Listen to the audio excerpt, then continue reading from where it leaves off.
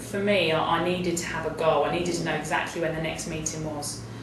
By knowing that it was 3 weeks down the line or 4 weeks down the line, and what I needed to achieve by then, it was I don't think I'd have been able to cope without it. I know some people didn't have many tutorials.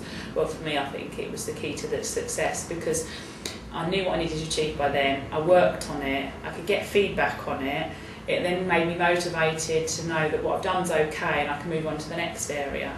And also, before you go there, make sure that you're clear on what you want to ask. I used to like emailing the questions in advance.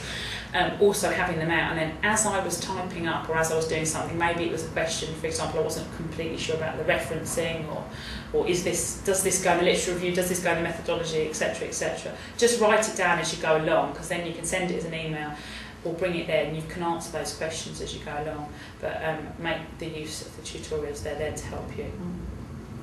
Yeah, I think that every supervisor like a very conscientious and hardworking student to be on the team to work with. So I think that firstly you have to give that impression to your supervisor, which means you must meet deadlines, and you don't have to go not knowing what you want to be done or discuss. You have to have some agenda, or maybe some items on the agenda that you feel you need to find out during your meetings, and then try and be clear with what you're trying to find out, and then the supervisor can then give you their views on what you think or what they think will be appropriate to be done. Now also, my understanding is that the supervisor is there to support you but not do the work for you. So, you need to realize that the supervisor would always welcome some creativeness and some better understanding of what you're doing. Then you can tell them what you feel about the topic.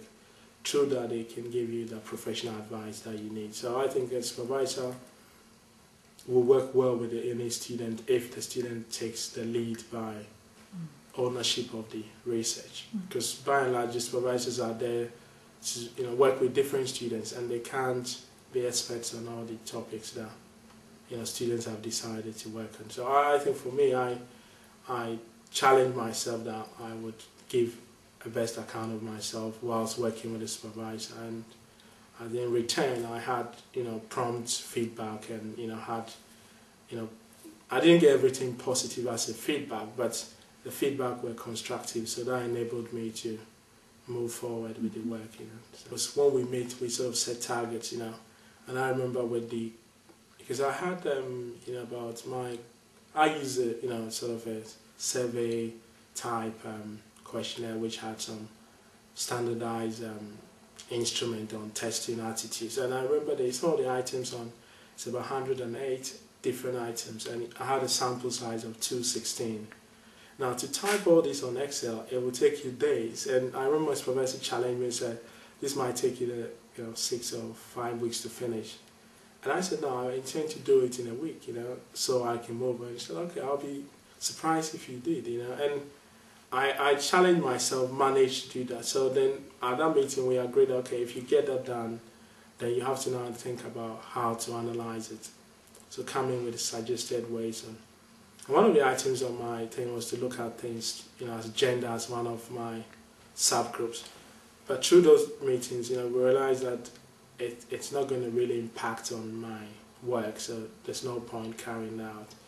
But the main thing is, you agree on what you need to do. I would call it homework, really. You agree on what you need to do, and if you send that in advance to the supervisor before your meeting, she can comment or he can comment on that.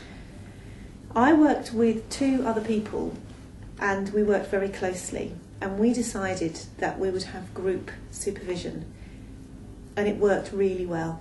That we found that we could bounce ideas around, we could follow things up that each other had said, and it generated a good discussion which lasted quite a long time. There were very long sessions, tutorials or whatever you want to call them, but they were really beneficial.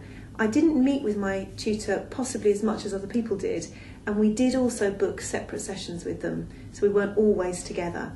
But I would say one of the greatest things that worked for me was working with 2 other people closely, and we booked out rooms in the LRC, and we went to each other's houses and we discussed what we were doing in the peace and quiet, in the midst of our lives, as it were. My supervisor was a real fount of knowledge, and specifically about research methods, and pointed me in the direction of lots of books that were really, really useful. And the most useful thing she said, but I didn't want to hear it at the time, was go away and read more, because it was at a time when I thought I'd read enough, and I honestly hadn't. But looking down as she could, reading more was the best thing she could have said. And it helped just to widen and deepen my knowledge on things. I think if they suggest you do something and go and read something, you absolutely have to do it. There's no point turning up to a tutorial having done nothing. That's hard to say because sometimes you can't really do very much. But even if you've just read something, even if you've just written a bit, at least try and do something so that you know you're coming with perhaps 1 or 2 questions, or even just 1 question, and that will trigger things off. It'll help them to help you, really. And they're absolutely vital and key. And I would say that if your tutor is very busy, chase them up, email them. My tutor was very kind and allowed me to email certain things, and she'd look through them. And I'd email her things and she'd print them off so that we could discuss it when we got there. So it's a real working time, and not simply a how are you doing, are you feeling okay time.